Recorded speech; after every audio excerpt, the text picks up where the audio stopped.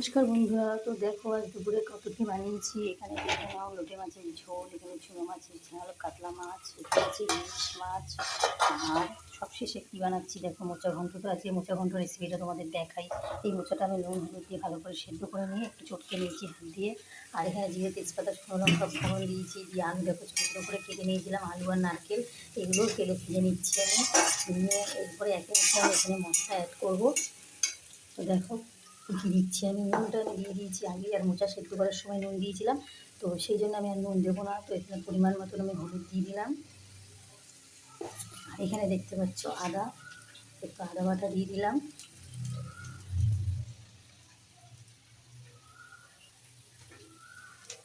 আমার তো ফোনের স্ট্যান্ড নেই, তো আমি হাত দিয়ে দিয়ে ধরে আমাকে সব করতে হয়, তো একটু হয়তো ভিডিওটা একটু খারাপ হবে, তোমরা কিছু মনে করো না। তো দেখো এক এক করে সব দিয়ে দিয়েছি।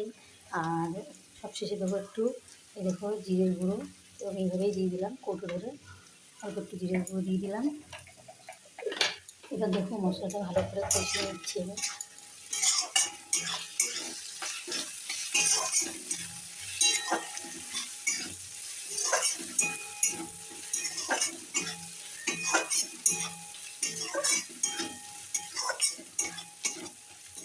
মশলা প্রায় কষানো হয়ে গেছে আমার। আর এখানে দেখো মোচা সেদ্ধ মশলাটা আমি এর মধ্যে ঢেলে দিলাম।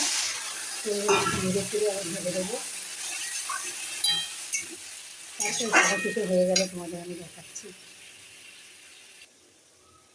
দেখো বন্ধুরা, মোচাটা বেড়াই আমার হয়ে এসছে। তো এই সময় আমি দেখো একটু হালকা করে চিনি দিয়ে দিলাম, আর দিয়ে দিলাম গরম মশলা,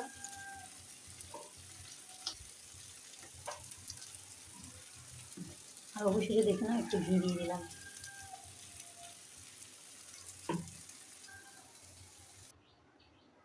তো দেখো বন্ধুরা, আমার অবশেষে মোচাটা তৈরি হয়ে গেছে। তো কেমন হয়েছে অবশ্যই কমেন্টে জানিও। আর এখানে দেখে নাও সব রান্না তো তোমাদের দেখালাম, আর এখানে ভাত। আর কেমন হয়েছে, তো ভালো লাগলে অবশ্যই লাইক করো, শেয়ার করো, সাবস্ক্রাইব করো, আর অবশ্যই পাশে থেকো। তো আজকের মতো রাখছি, নমস্কার।